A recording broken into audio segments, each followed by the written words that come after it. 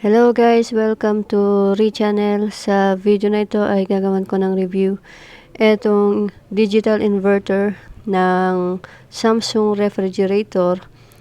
Aalamin natin kung ang inverter refrigerator ba ay pwede sa negosyo or pangbahay lang talaga siya. Para sa mga nagtatanong kung okay ba itong pang negosyo. Ito yung nakasulat sa kanyang harapan. Yan. So, ngayon titingnan naman natin yung loob. Ito yung kanyang chiller. Meron siyang fresh room. So, ang nire-review ko dito guys, yung brand na Samsung at yung kanyang pagiging inverter or no frozen na ref. Hindi na siya nagpo-frost. So, ito yung kanyang chiller. Malakas po yung niya, yung lamig niya dito sa chiller. Meron ditong moist fresh zone. So, para hindi rin mag-moist yung chiller, meron siyang ganito mga pasingawan para hindi na kukulong yung lamig kasi malamig talaga siya. Kung walang ganyan, magmo-moist yung loob. Ito, malaki din yung kanyang capacity kahit maliit. Ang dami mong pwedeng ilagay. So, makikita nyo dun sa likuran, ayan yung control niya.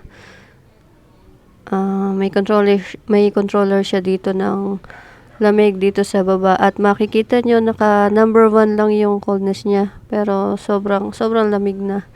Ngayon, check naman natin dito sa kanyang freezer mismo. Buksan na natin. Ito naman yung kanyang freezer. So, una nyo mapapansin, walang kahit isang bakas ng yelo dito sa kanyang paligid. Ito yung laman niya. Merong, check natin isa-isa yung laman nitong ref, pero mausok siya. Sobrang usok, sobrang malamig, pero walang bakas ng kahit konting frosted na yelo dito sa paligid. Ito yung controller niya. Ito, mula sa mataas hanggang sa pinaka mababa. Ayan. Yung setting natin ay nasa pinaka mababa lang. Pero, ito yung hotdog. Ayan. Makikita nyo, nagyayelo na yung hotdog. Sobrang, ito rin yung karne, ayan, matigas na. Chicken, yan, para na silang mga bato sa sobrang tigas. Ayan.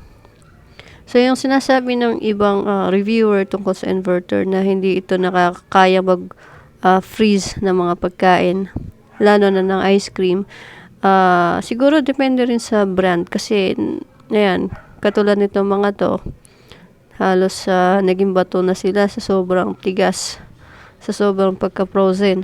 Nasubukan ko na rin dito maglagay ng ice cream. At yung ice cream sa loob ng isang linggo na pag open ko, ang hirap na niyang kainin. Kasi ang hirap niya nang kunin kasi ang tigas. So, tingnan naman natin dito sa Ice Max. Ayan, yung lagayan ng ice cube. So, check natin kung totoo ba yon na mahina ang lamig ng mga inverter ref. Ito yung kanyang loob. Ayan, kitang-kita nyo guys, mga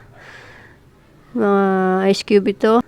Ayan, naipon siya dito at hindi mo na makuha kasi sobrang tigas. So, ito yung ebidensya na kaya niyang gumawa ng yelo. Well, actually, gumagawa talaga sila ng yelo dito. Mga 5 piraso ng yelo sa mga 5 piraso ng yelo. Ito guys, nasa molder.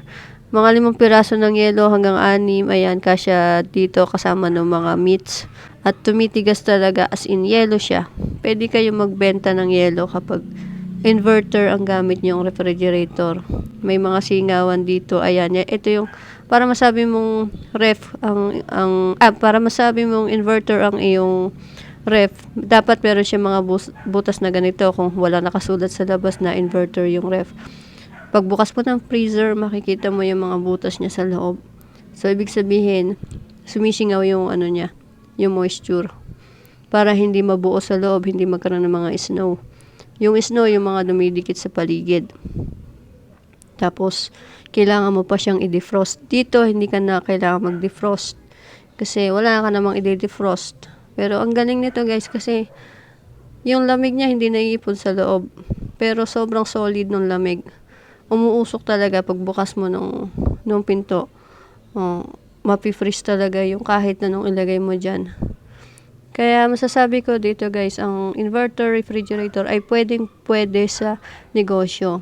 Sa meat, sa mga karne, sa mga yelo, okay na okay siya.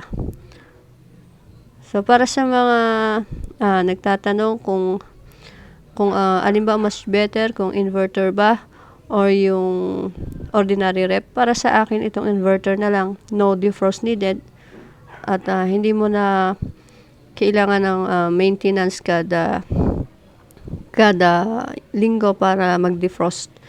At okay din naman siya, napakalamig kahit naka number 1 lang yung level niya.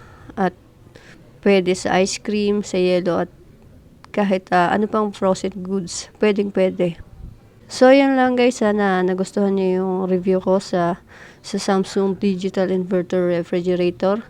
At kung may mga katanungan pa kayo, pwede nyo i-comment down below. Sasagutin natin yan lahat. At thank you sa panonood. Keep watching Ree Channel. God bless.